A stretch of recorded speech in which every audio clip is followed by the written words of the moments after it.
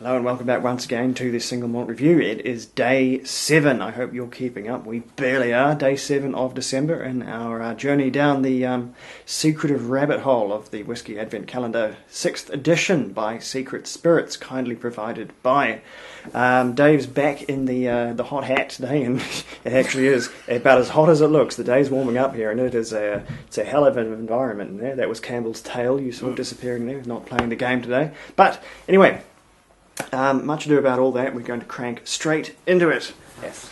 I'm going to tool-assisted extraction of the box this time. There we go. There's been so far 6 extremely beguiling and at times bamboozling drams, which have pushed our tasting senses possibly beyond their limits, to be fair. We've been surprised, we've been intrigued, we've been utterly baffled. Indeed. Already we have tried whiskies that have been completely foreign to us.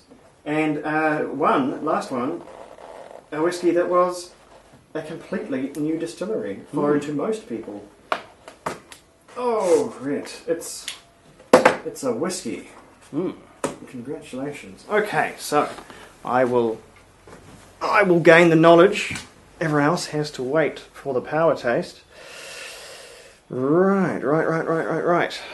So, I shall pour this one and then it shall go into the tankard of obfuscation and subsequent revelation. Here we are.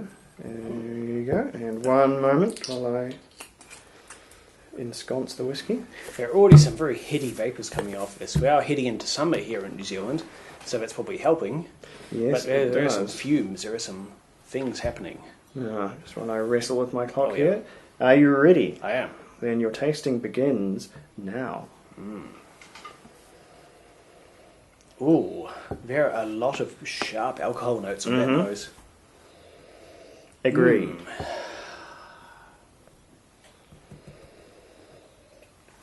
Ooh, I'm not sure what to make of that.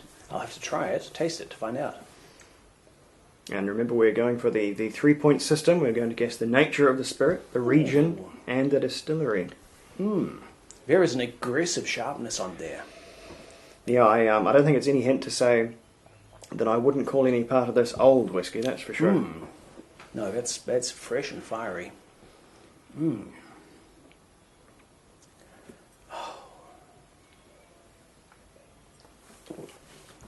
I'm getting... there's a lot going on here, but I'm not getting any distinct hallmarks of any particular region. I am almost at a loss. This could be an unpeated Isla, or it could be a very lightly peated mainland whiskey. I have honestly no idea. Let's work from the principles up. What do we think? What's the spirit talking to you? Is it a malt? Is it a blend grain? Okay, this is either I believe a blend, or possibly it could be a blended malt. It could be any of those. That's the problem. It could be. I'm veering away from it being a single malt. If it is, it's rather young and quite an esoteric one. But it is quite strong too. It is quite a burn on it. If you could add what you deem a suitable amount of water, I certainly will. and I will reevaluate on that basis. And there we go. Oh, that has activated some fruit, some stewed fruit, and some tinned fruit and veggies, tinned peas.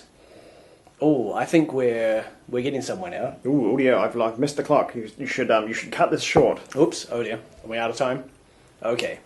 Oh, that has gone extremely Speyside. Let's say you've got 10 seconds. Okay. This is a Speyside heavy blended malt, and it's about 10 years old. Okay, Speyside blended malt, very specific, about 10 years old. And I'll give you the bonus 20 seconds there because it was my fault for completely losing track of the time. Okay. You've done what I thought was going to be fairly impossible, because this is from either Douglas or Hunter Lang.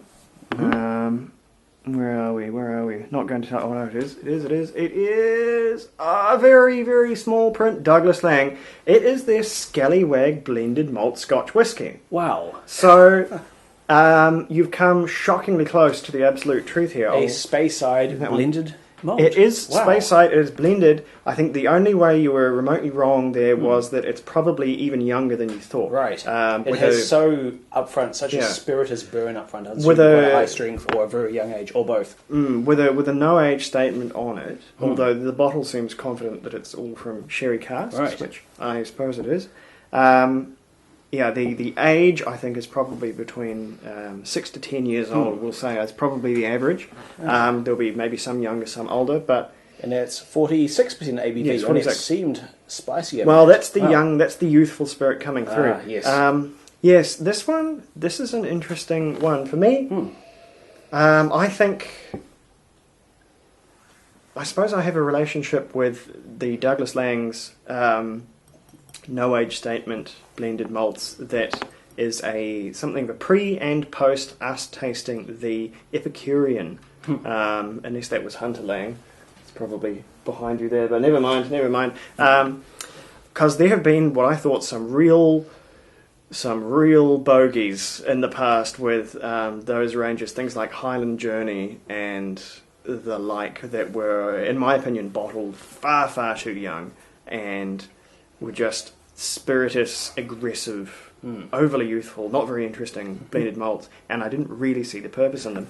But in recent years, I have turned around on it somewhat because I have tasted a couple of really kind of good ones, and this, I think, to be perfectly honest to myself, this one sits somewhere in the middle. Yeah. I think this is...